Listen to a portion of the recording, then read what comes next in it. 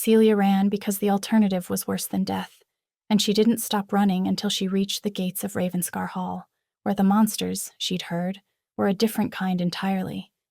The housekeeper's warning should have sent Celia running back into the morning mist. His lordship goes through personal maids the way most men go through cigars. You'll be lucky to last 3 days before he makes you cry. But Celia had left her stepmother's house with nothing but the clothes on her back and a month until Mr. Hobbs came to collect his £400 bride. 3 days of wages was 3 days more than she had now. I don't cry easily, Celia lied, squaring her shoulders. Mrs. Finch snorted. Then you'll be the first. Come on, he's waiting in the east wing. And girl? Don't look him directly in the eye unless he asks you a question. He doesn't like forward servants. Celia followed the older woman through corridors that smelled of beeswax and something else, something wild she couldn't name. Ravenscar Hall was beautiful in a cold, unwelcoming way, all dark wood paneling and paintings of stern-faced men who looked like they'd never smiled in their lives. The morning light through the tall windows felt thin, as if even the sun was reluctant to fully enter this place.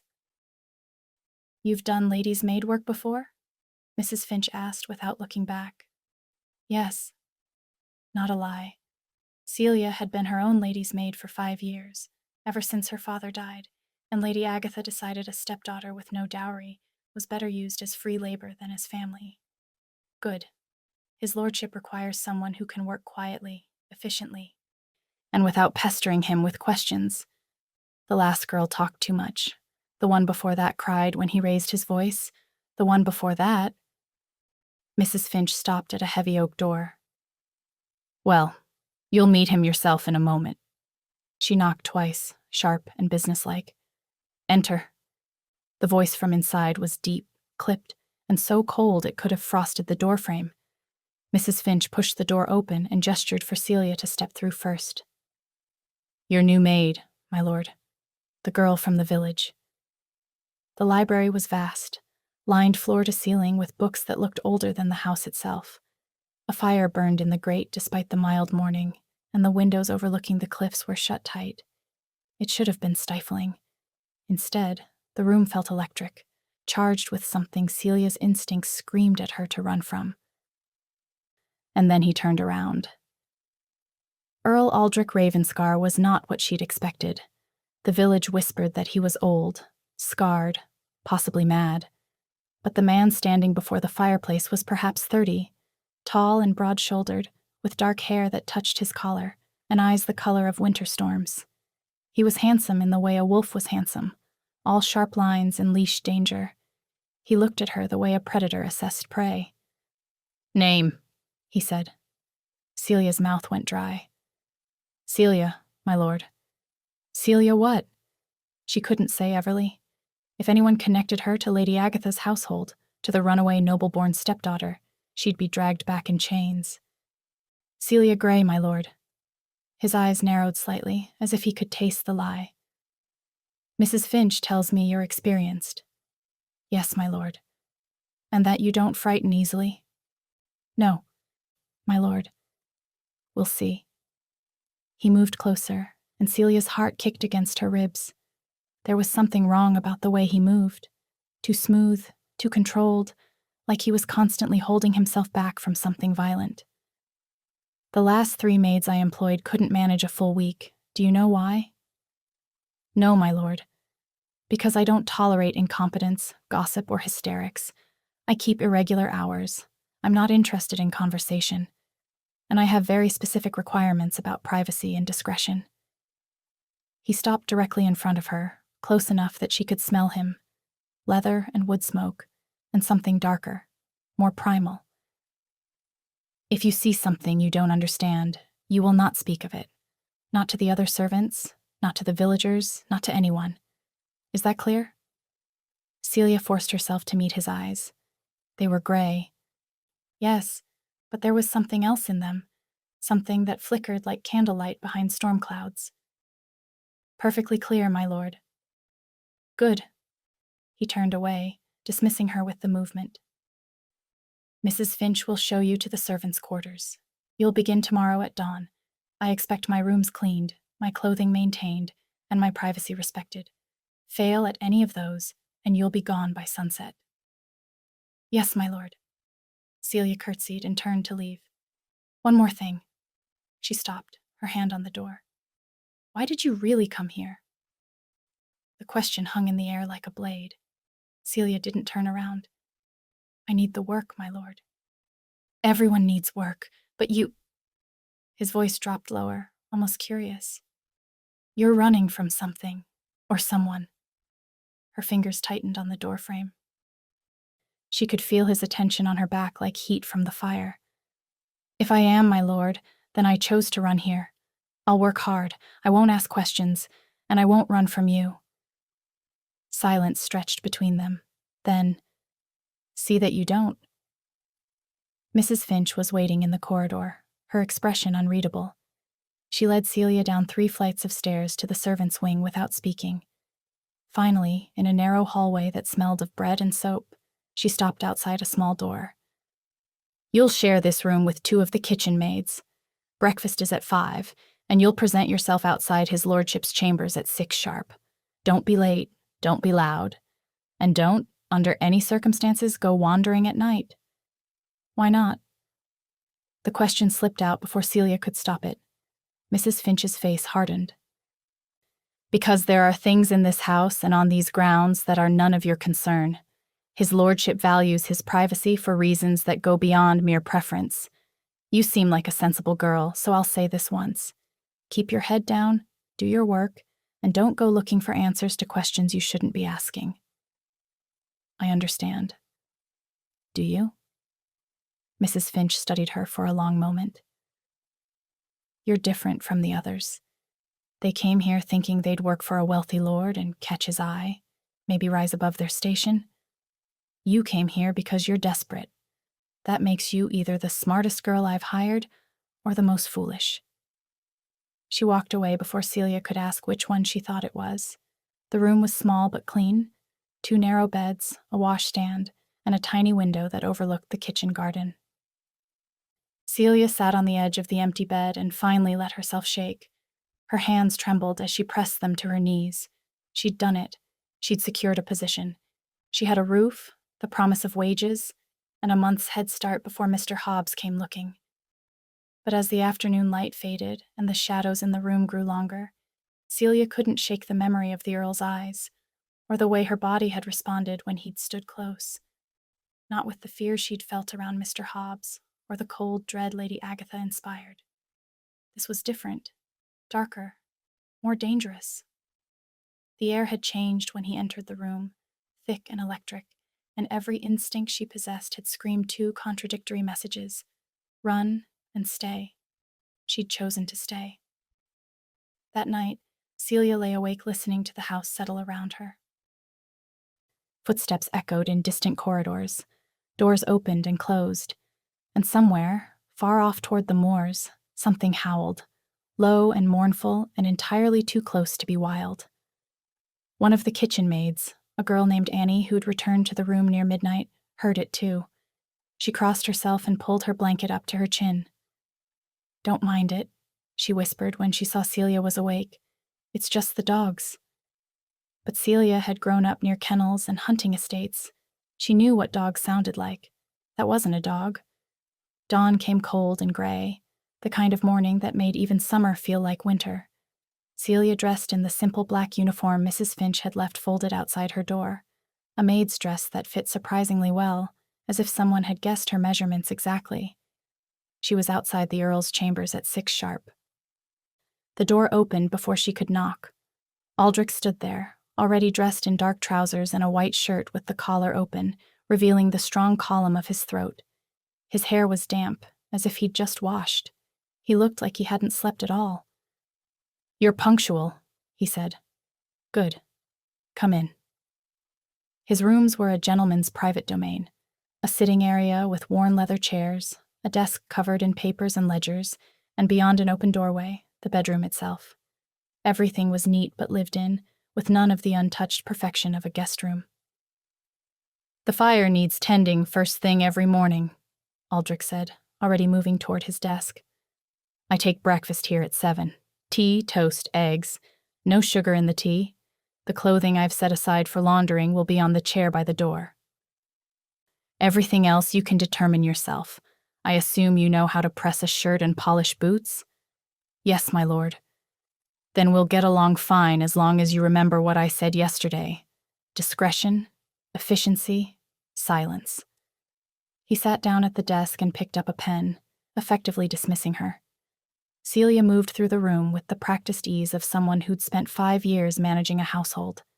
She built up the fire, noting the particular way he seemed to relax infinitesimally when the warmth spread through the room.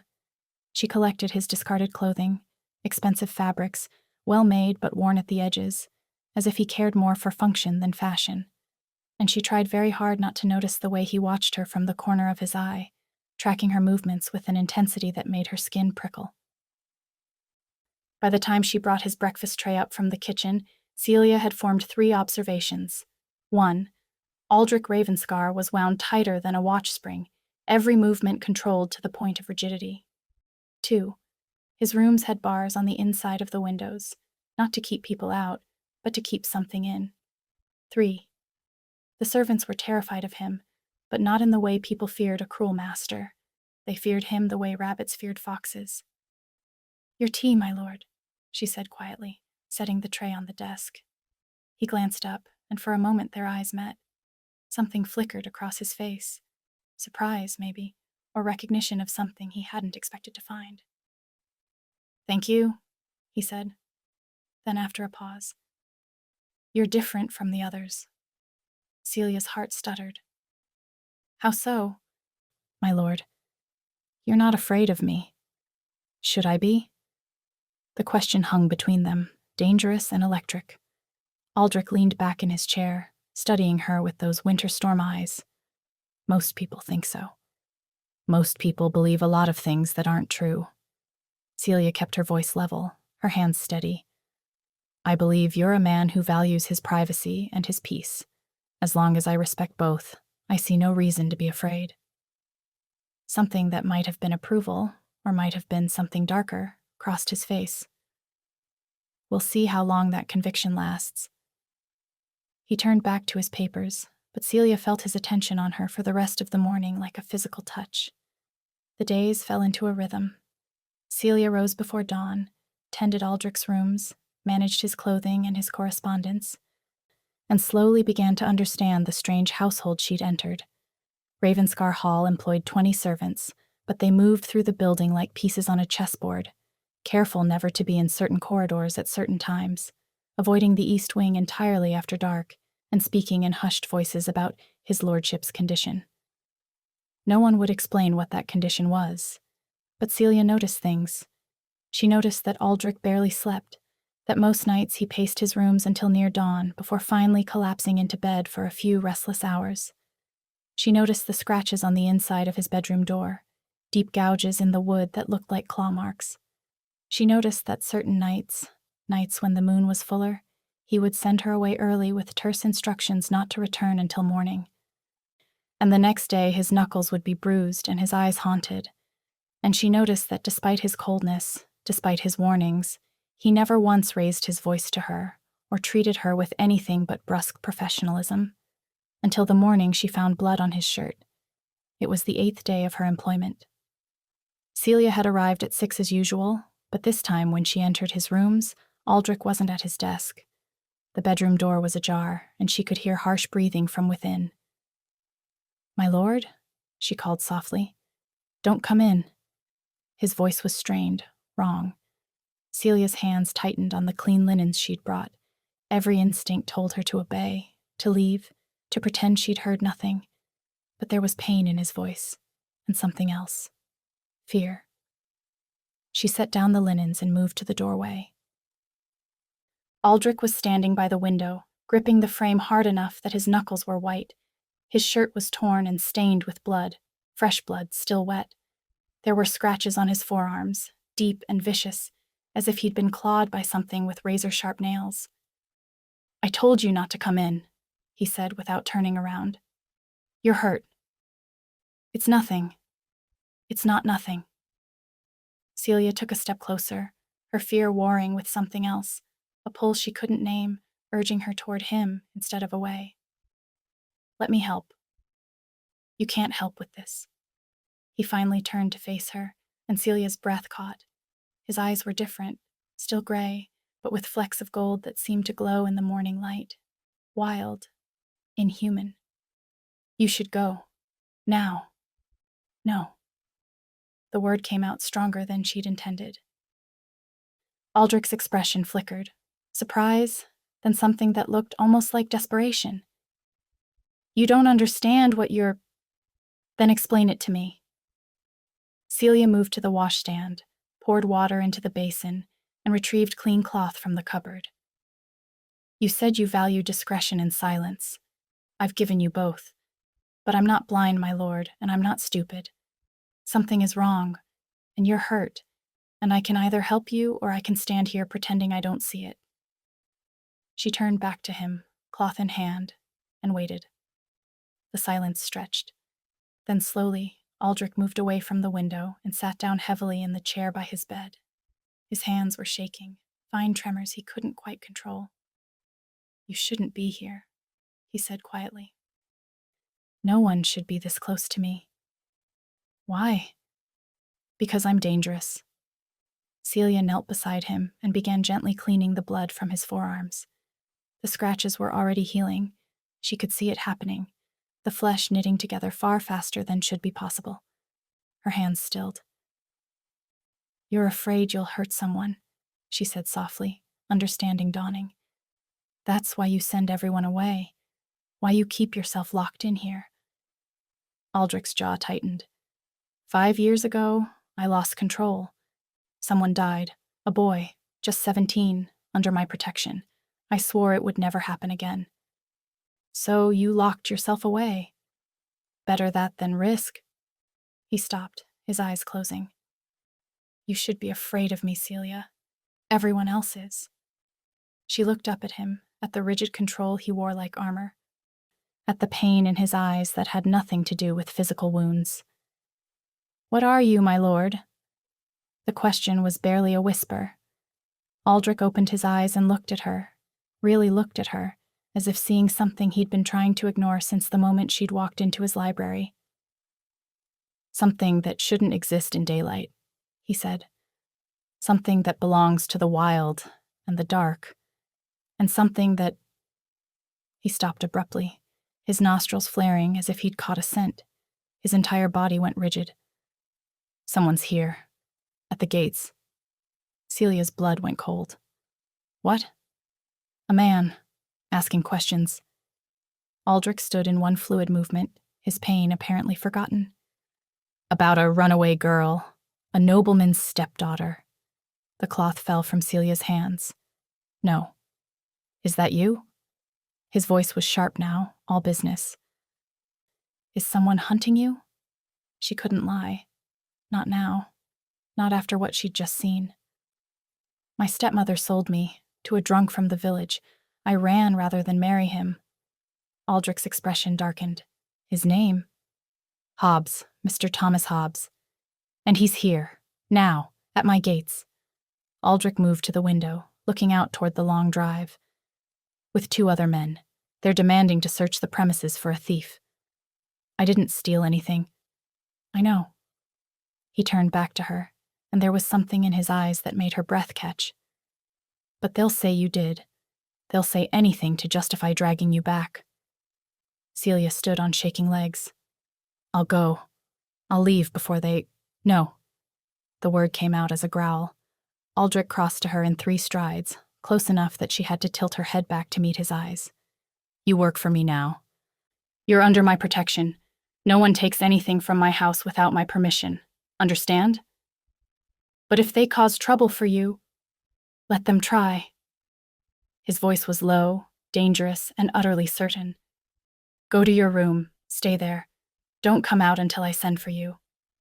"My lord." "That's an order, Celia." She wanted to argue, wanted to tell him she wouldn't let him risk himself for her. But the look in his eyes stopped her. It was protective and possessive in equal measure, and it made something in her chest twist painfully. She nodded and slipped from the room. Celia didn't go to her quarters. She couldn't. Instead, she positioned herself at the top of the servants' staircase where she could hear the raised voices echoing up from the entrance hall. "Refuse us entry at your own peril, Lord Ravenscar." That was a voice she didn't recognize, older, with the clipped tones of someone used to authority. "The girl is a thief and a liar, and her guardian has every legal right to reclaim her." "I have no thieves in my household." Aldrich's voice was cold as midwinter. "And I don't take kindly to strangers coming to my gates making accusations." "Then you won't mind if we search the premises." That was Hobbs. She'd recognize his rough, slurred speech anywhere. "Just to be certain." "I mind very much." There was something in Aldrich's tone that made Celia's skin prickle. "This is private property. You have no authority here. We have a magistrate's seal, which gives you no power on Ravenscar lands. I suggest you leave. Now." A long silence. Then Hobbs again, sneering. "Heard you were a strange one, Ravenscar. Locked up in your house like a madman. Maybe you're hiding more than just a runaway girl. Maybe the crown should take an interest in what really goes on behind these walls." The temperature in the hall seemed to drop 10 degrees. "Are you threatening me?" Aldrich's voice was soft now, deadly. "In my own house? I'm saying we're not leaving without the girl." What happened next, Celia heard rather than saw. A crash. Shouting. The sound of something heavy hitting the wall. Mrs. Finch appeared at the bottom of the stairs, her face pale, and gestured urgently for Celia to move. But before Celia could retreat, Hobbs came stumbling backward into view. And then Aldrich was there, moving with that unnatural grace, his hand fisted in the front of Hobbs's coat. "You will leave," Aldrich said, his voice barely human now, "or I will remove you myself. And trust me, Mr. Hobbs, you don't want to see what happens when I lose my patience." For a moment, Hobbs stared at him with wide, terrified eyes. Then he wrenched himself free and practically ran for the door, his companions close behind. The heavy door slammed shut. The echo faded. Aldrich stood in the center of the entrance hall, his shoulders rising and falling with harsh breaths. His hands were shaking again, but this time with barely restrained violence. Slowly, he turned and looked up the stairs. His eyes met Celia's. They were glowing, pure gold, inhuman, burning with something wild and dangerous. And in that moment, Celia finally understood exactly what kind of monster lived at Ravenscar Hall. Celia didn't move. Couldn't move. She stood frozen at the top of the stairs, staring into eyes that belonged to something that wasn't entirely human. Aldrich stared back, his chest heaving, his hands still clenched into fists. For a long moment, neither of them spoke. The hall was utterly silent except for the ticking of the grandfather clock and the ragged sound of his breathing. Then slowly, the gold faded from his eyes. The inhuman gleam dulled back to gray. His shoulders sagged, and he turned away from her. "Go to your room," he said, his voice hoarse. "Lock the door." "My lord." "Now, Celia." She went. But not because she was afraid. She went because she recognized the look on his face in those final seconds before he turned away. Shame. Mrs. Finch found her 20 minutes later, sitting on her narrow bed with her hands folded in her lap, perfectly still. "Well," the housekeeper said, closing the door behind her, "you saw, then?" "I saw." Celia's voice was steadier than she felt. "What is he?" "That's not my story to tell." Mrs. Finch sat down on the opposite bed with a heavy sigh. "But I'll tell you this much. His lordship is not a danger to those under his protection. He's never hurt a servant, never raised a hand against anyone who didn't deserve it. What you saw down there, that control he showed, that's what he does every single day, every single hour, holding himself back from what he could be." "The boy who died," Celia said quietly, 5 years ago. He told me about it." Mrs. Finch's expression softened with something like sorrow. "James, the stablemaster's son. There was an ambush, rogues from the north, looking to challenge pack territory. His lordship fought to protect us all. But James got caught in the middle. It wasn't murder, it was tragedy. but his lordship has never forgiven himself. Pack, Celia repeated, the words settling into place like a key in a lock. He's a wolf. I. And the alpha of every wolf for 50 miles in any direction, which means every threat to his territory is his responsibility, every challenge to his authority is his to answer, and every soul on these lands, human and otherwise, looks to him for protection. Mrs. Finch met her eyes squarely. Including you now, whether you meant for it or not. Celia's throat tightened. Hobbs will come back. Of course he will. Men like that don't give up when there's money involved. And your stepmother? She paused. Lady Agatha sent a letter. It arrived this morning. Claims you stole jewelry and money when you fled. Says she has witnesses. That's a lie. I know it is. His lordship knows it is.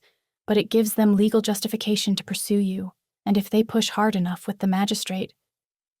Mrs. Finch trailed off meaningfully. Celia's hands tightened in her lap. Then I'll go. Tonight. I'll leave before I cause more trouble for him. You think he'd let you?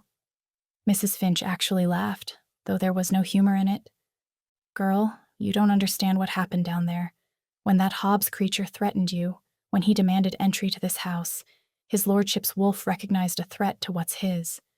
You're under his protection now, in his territory, and whether you realize it or not, you've been marked as Pack. I'm just a maid. You're more than that, and you know it. Mrs. Finch stood, smoothing her apron. His lordship hasn't let anyone this close in 5 years, hasn't spoken more than 10 words to any maid I've hired, but you— She shook her head. Just be careful, Celia. Whatever's growing between you two, it's dangerous. For both of you. She left before Celia could ask what she meant. Aldrich sent for her at dusk. Celia found him in the library, standing by the window with his back to the door.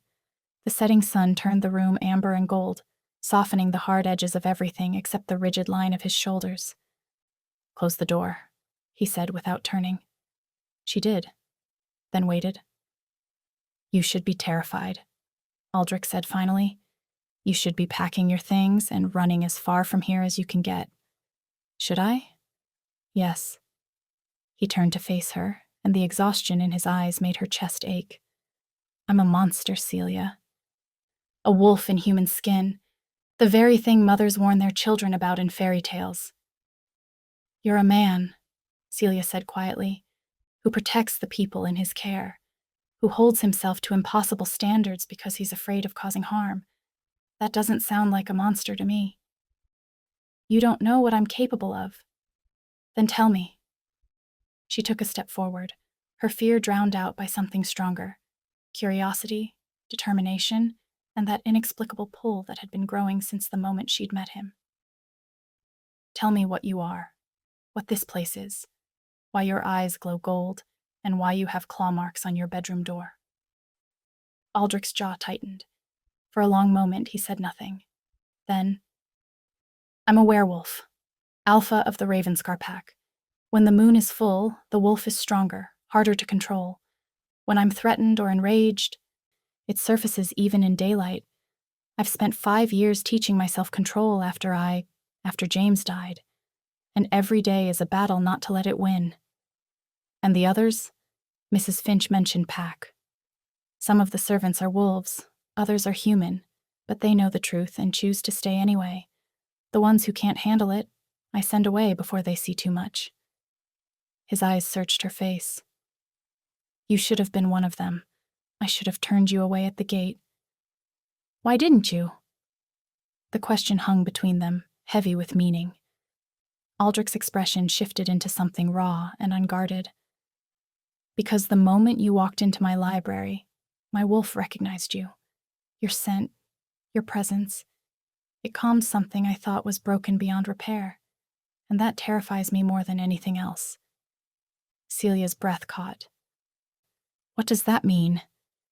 It means you're in danger, not from me, never from me, but from everyone who wants to use you against me. His voice dropped lower. Your stepmother is already spinning a story that will force my hand. If she convinces the magistrate that I'm harboring a criminal, she can bring the crown down on Ravenscar. And if the crown starts investigating this estate, they'll find things that will endanger every wolf in my pack. Then let me go. The words hurt to say, but Celia forced them out. I'll disappear. I'll find somewhere they can't follow. No. The word came out as a growl. Aldrich closed the distance between them in 2 strides, and suddenly he was there, close enough that she could feel the heat radiating from him. You think I could just let you walk away? Let that drunk or your stepmother get their hands on you? You'd be married and trapped within a week, worked until you broke or worse. Then what do you suggest? Celia tilted her head back to meet his eyes, her heart hammering. Because I won't let you sacrifice your pack for me. You won't let me... Aldrich actually laughed, but it was a harsh, bitter sound. You're arguing with an alpha wolf about protection instincts. Do you have any idea how impossible you are? I've been told. They were standing too close. Celia knew it, felt it in every nerve of her body. She should step back, re-establish the distance between employer and servant. But she couldn't make herself move. Neither could he. There's one way, Aldrich said finally, his voice rough. One way to tie you to Ravenscar legally, in a way even the crown would have to respect. What? His eyes dropped to her mouth, then back up. Marriage. If you're my wife, Lady Ravenscar, your stepmother has no more claim on you. The magistrate would have no grounds to remove you. You'd be protected by my title, my authority, and my pack. Celia's world tilted. You can't be serious. I'm completely serious. But there was something almost desperate in his expression. It would be a legal arrangement. Protection in exchange for your continued discretion about what I am. You'd have your own rooms, your freedom. I wouldn't... He stopped, his jaw working. I wouldn't expect anything you weren't willing to give. That's not a marriage. That's a prison with better furnishings. It's safety. It's a cage. Celia's voice shook with sudden anger. You're offering me the same thing my stepmother did. A life decided by someone else, for someone else's benefit. Just with prettier bars? Aldrich flinched as if she'd struck him. That's not... I'm trying to protect you. By making the same choice for me that everyone else has tried to make. The words burst out before she could stop them.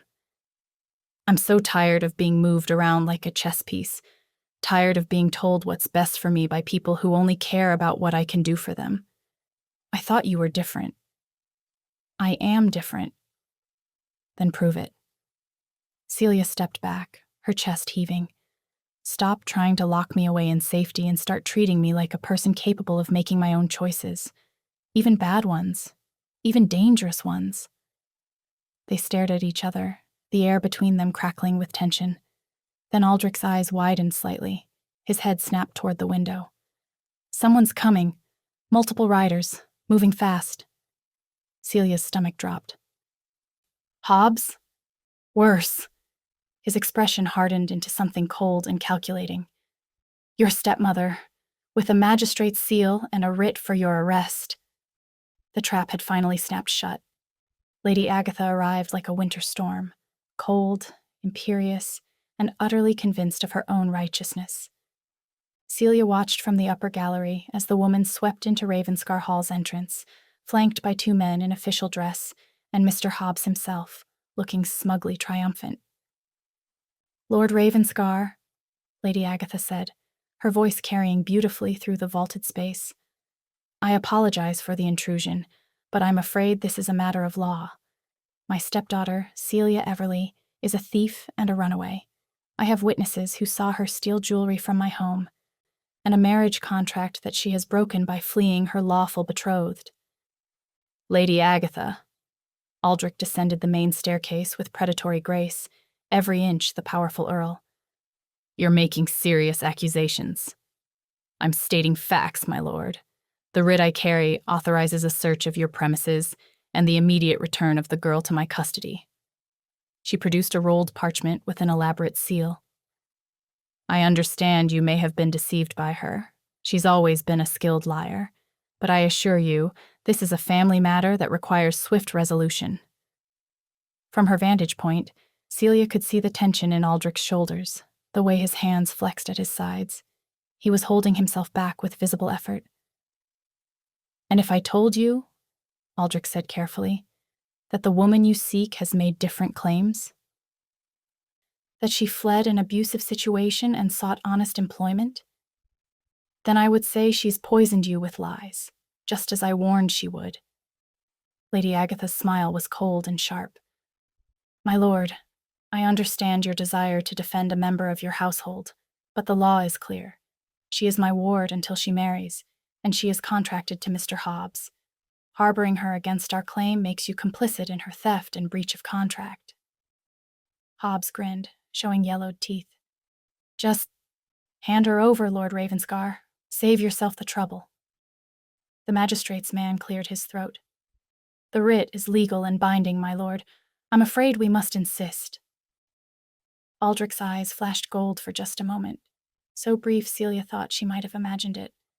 Then he smiled, and it was the most dangerous expression Celia had ever seen on a human face. "No," he said simply.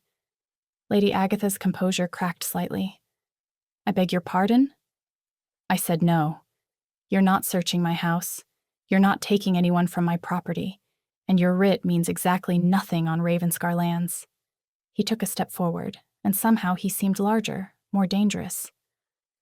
"But I'll make you a counter-offer, Lady Agatha. You want Celia Everly? Then you'll have to explain to the magistrate why you sold your stepdaughter, a nobleman's child, like livestock. Why you kept the dowry her father set aside for her, and why you've spent the last 5 years using her as unpaid labor instead of providing for her as your husband's will required." The color drained from Lady Agatha's face. Aldrich's smile widened. "Yes, I've done my research. Did you think I wouldn't? The moment I realized someone was hunting one of my household, I made inquiries. Your late husband's will is very specific about Celia's care and dowry. The solicitor who drew it up is still alive and would be very interested to know you've violated its terms. You have no proof. I have witnesses, servants you dismissed who would be happy to testify about how you treated the girl.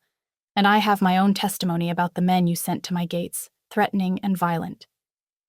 He turned to the magistrate's man. "This woman is attempting to reclaim property she has no legal right to, property being a young woman she's systematically abused and defrauded.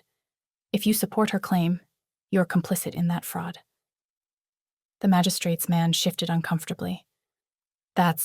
These are serious counter-accusations, my lord." "Indeed they are. Which is why I suggest Lady Agatha withdraw her writ and leave my lands immediately, unless she'd like me to file formal charges with the Crown." Lady Agatha's face twisted with rage. "This isn't over, Ravenscar. That girl is mine by law." "No," Celia said.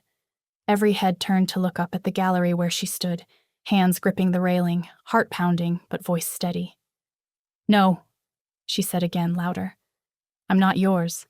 I stopped being yours the night you sold me to a drunk for 400 pounds. She looked at Aldrich, at the fierce protectiveness in his eyes, and made her choice. "And I'm not his to protect unless I choose to be." She descended the stairs slowly, feeling every eye on her. When she reached the bottom, she turned to face Lady Agatha directly. "You took everything from me. My father's love, my home, my future. You made me invisible, but I'm done being invisible. I'm done letting you or anyone else tell me what my life should be. You ungrateful little—" "I stayed at Ravenscar Hall of my own free will," Celia continued, her voice cutting through Lady Agatha's fury. "I work here as a paid servant. Lord Ravenscar has offered me his protection, and I've accepted it. Your claims of theft are lies. Your marriage contract is void because it was made without my consent. And if you push this any further, I'll testify about every single thing you've done to me since my father died." Lady Agatha's mouth opened and closed soundlessly. Hobbs stepped forward, his face red with anger. "You don't get to choose, girl. You're mine." Aldrich moved between them so fast it was almost inhuman. "Touch her," he said softly, "and I'll break your arm." The room fell utterly silent. The magistrate's man coughed. Perhaps we should revisit this matter after a proper investigation. My lord, if you're willing to provide testimony about Lady Agatha's conduct. I am. Then I believe we can postpone any action regarding Miss Everleigh until the facts are properly examined. He turned to Lady Agatha with visible discomfort. My lady, I suggest you consult with your solicitor. Lady Agatha looked between Aldrich and Celia, her expression venomous. This isn't over, she hissed. You think you've won, but you've only made it worse for yourself, for both of you. She swept from the hall, Hobbs and her men trailing behind her like angry dogs. The moment the door closed, Celia's knees nearly buckled. Aldrich caught her elbow, steadying her. Are you all right? No.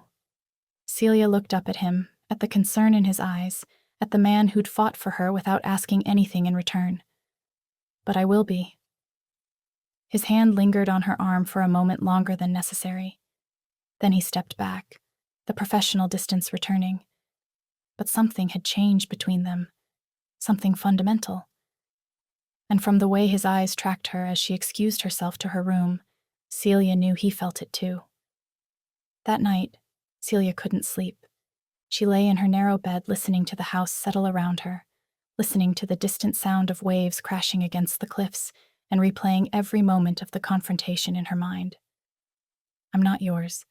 I'm not his to protect unless I choose to be.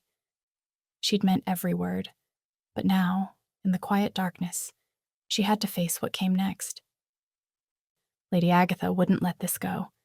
Celia had humiliated her in front of a magistrate, exposed her lies, threatened her comfortable life, and cornered animals were the most dangerous kind.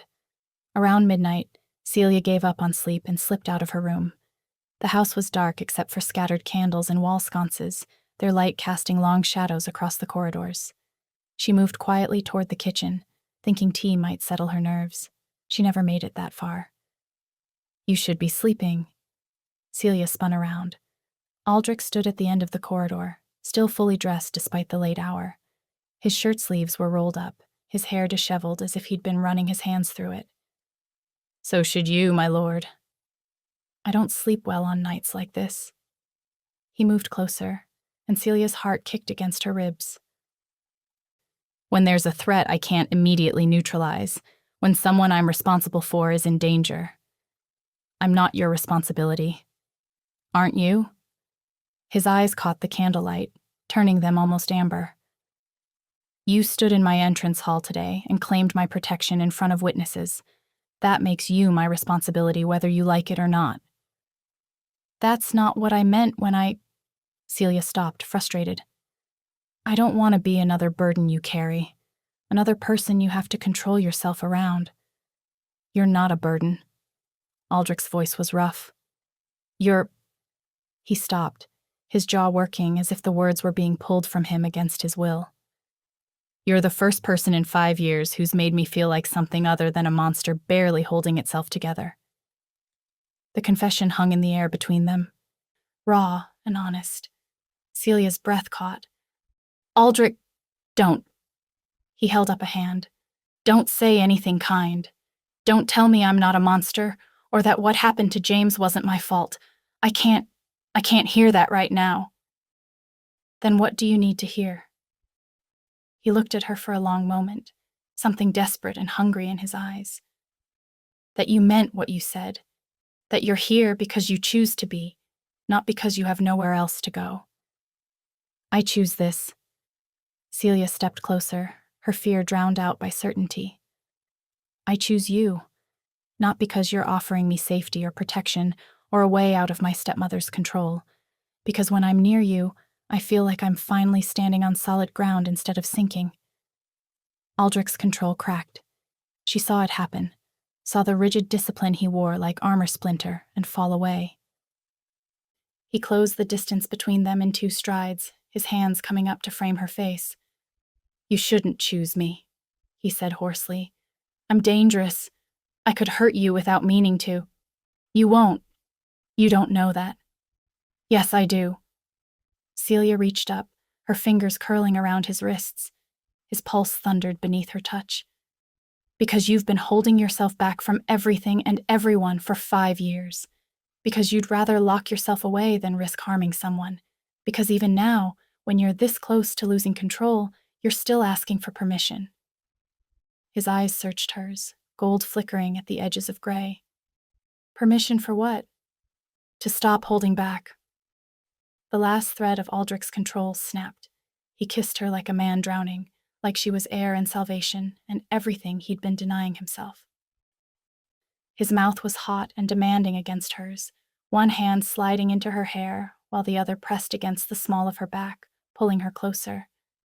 Celia gasped against his lips, her hands fisting in his shirt. Heat flooded through her, pooling low in her belly, making her knees weak. She'd never been kissed like this, like she was wanted, needed, claimed.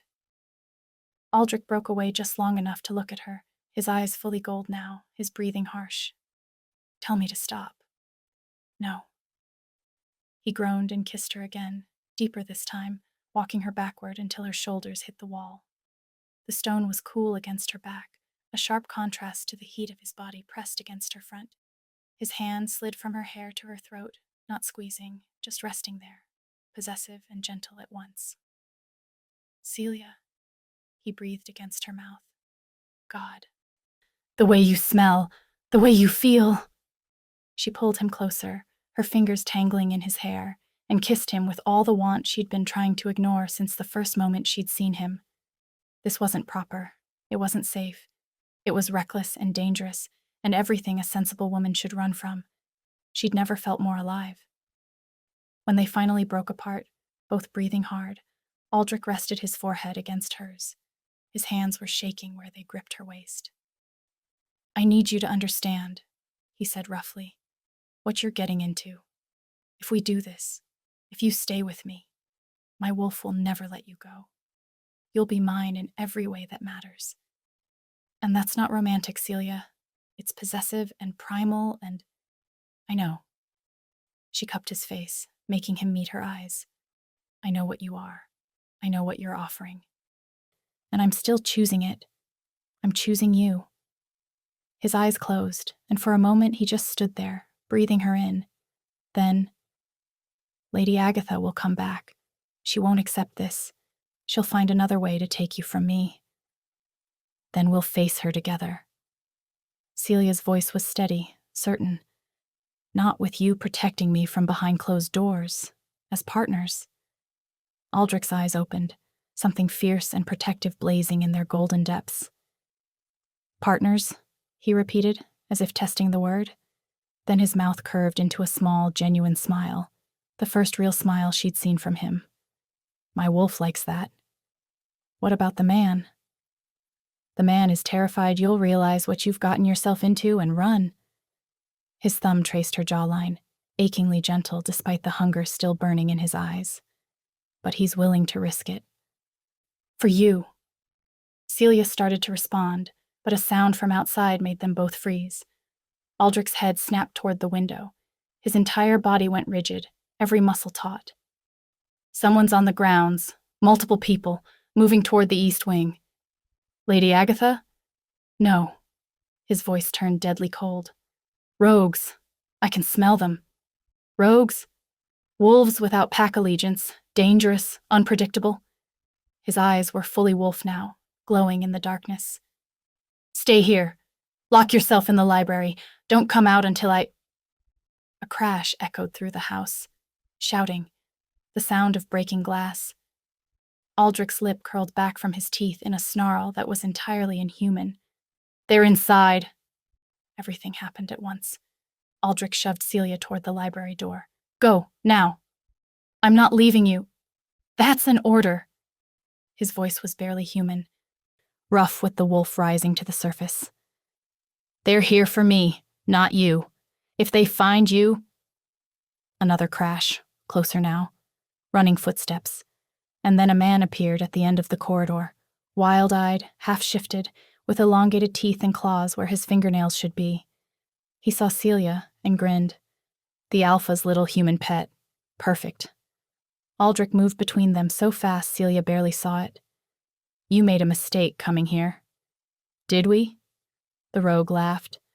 Word traveled fast about your weakness, Ravenscar. About the girl who's made you soft. Our Alpha thought you might be easier to challenge if we took away your shiny new toy first. Your Alpha thought wrong.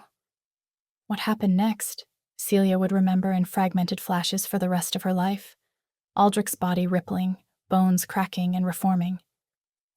Skin giving way to thick dark fur, his clothes tearing as he grew larger, impossibly larger, until a massive black wolf stood where the Earl had been moments before.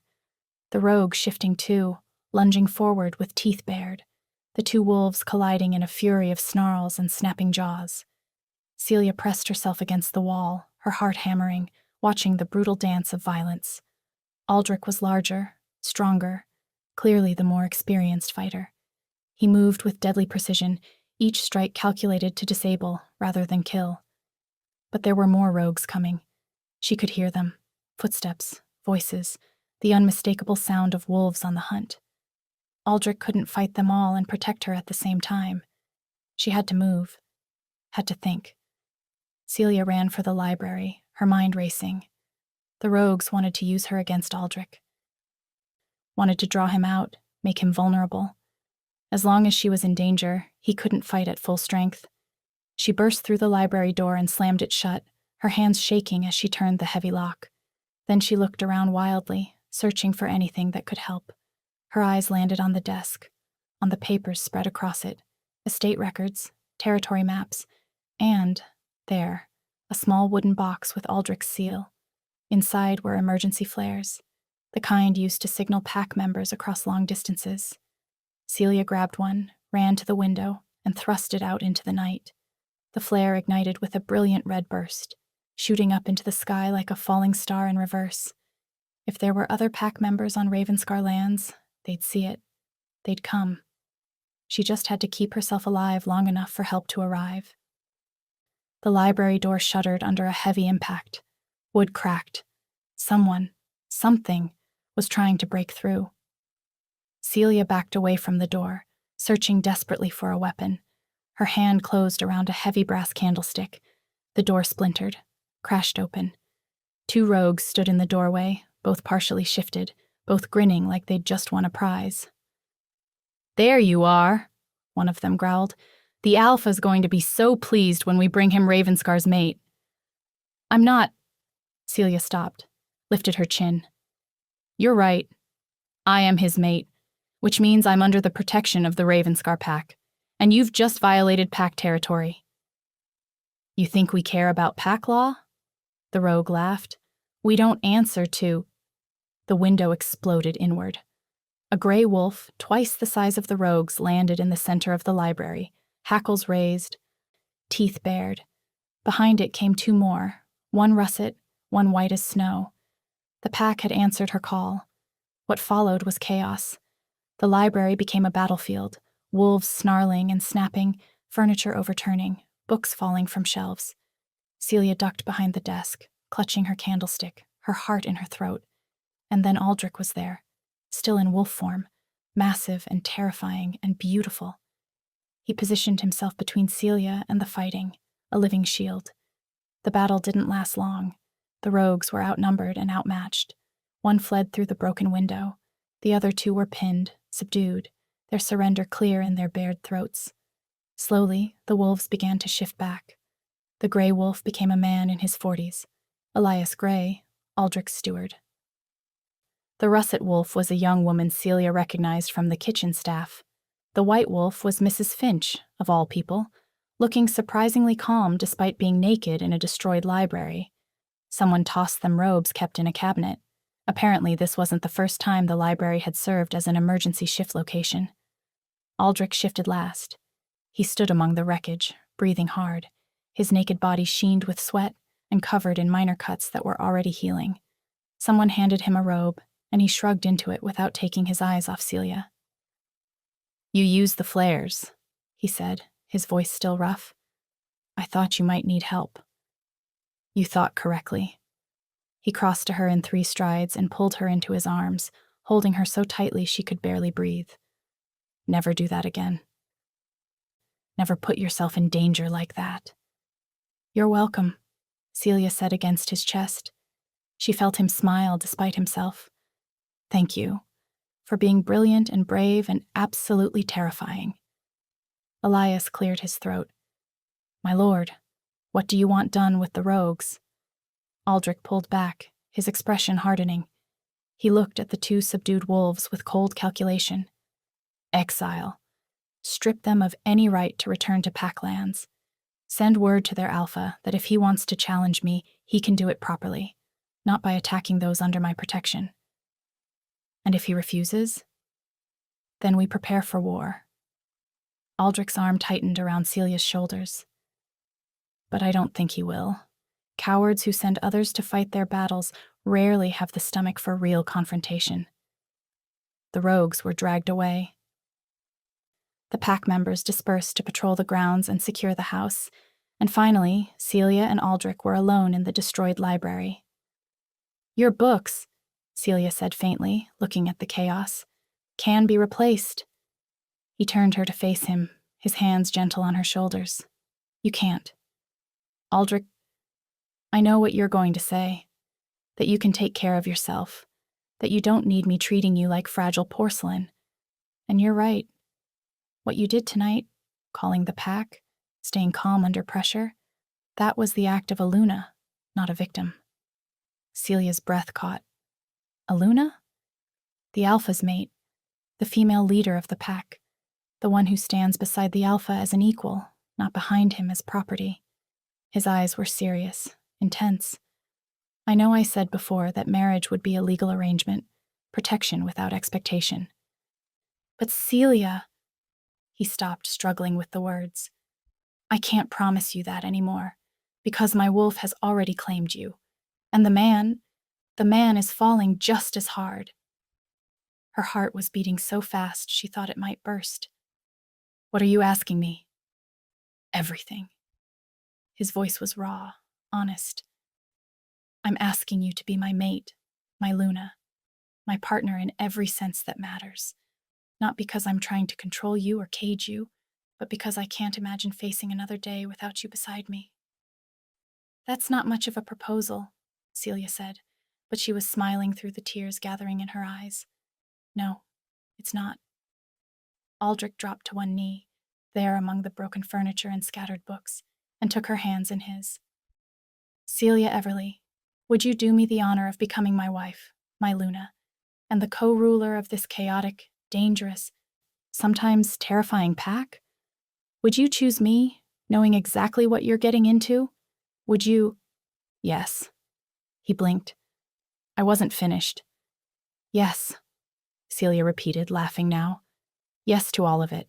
The pack, the danger, the chaos, the wolf and the man, all of it. Yes.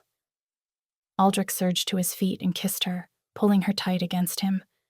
This kiss was different from the one in the corridor, less desperate, more certain, a promise instead of a question.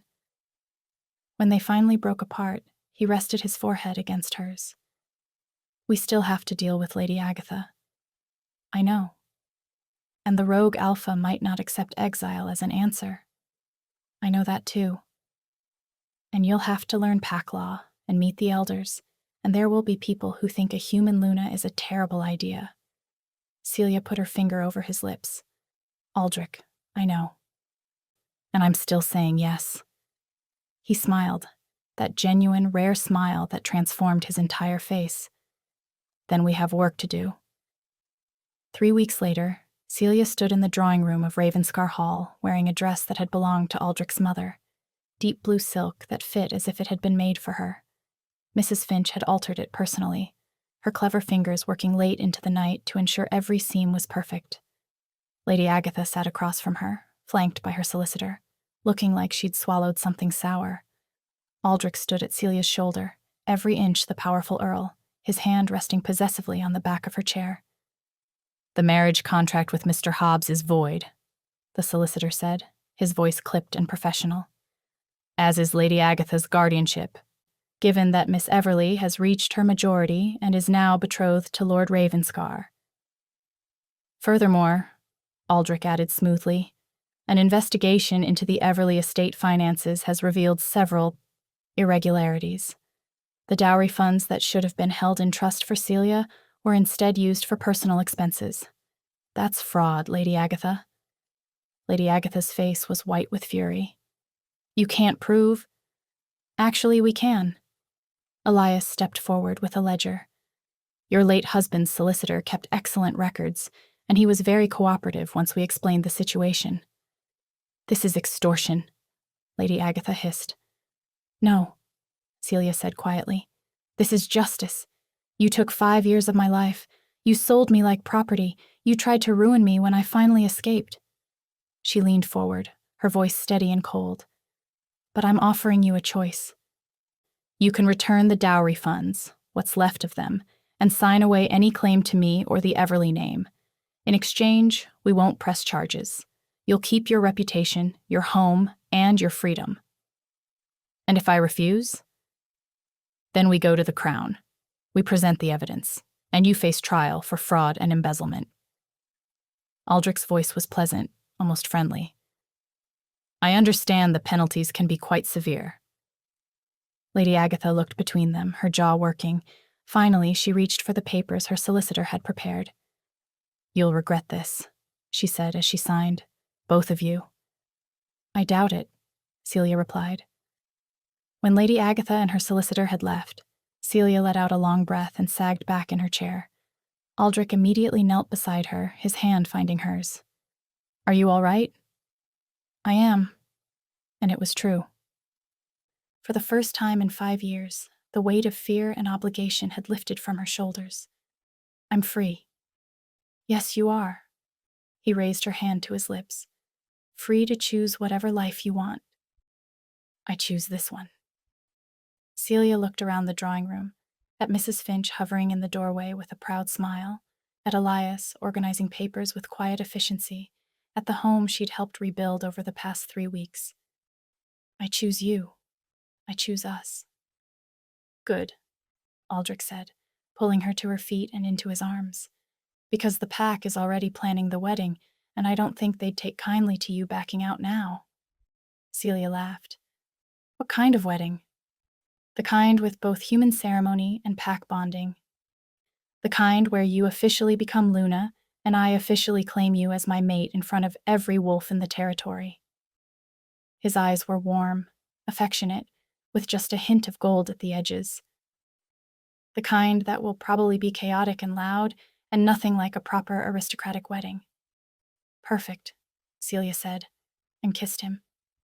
6 months later, on a clear autumn night with the full moon rising over the cliffs, Celia stood in the great hall of Ravenscar Manor wearing a crown of rowan berries and silver. She was no longer the invisible girl scrubbing floors in her stepmother's house. She was no longer the desperate runaway begging for work at a stranger's gate. She was Lady Celia Ravenscar, Luna of the Ravenscar pack, partner to an alpha wolf and wife to a man who'd learned that true strength meant letting people in, not keeping them out. Aldrich stood beside her, his hand warm in hers, as the pack celebrated around them. Human servants and wolves mingled freely, the boundaries between the two worlds blurred and comfortable. Having second thoughts? Aldrich murmured, his breath warm against her ear.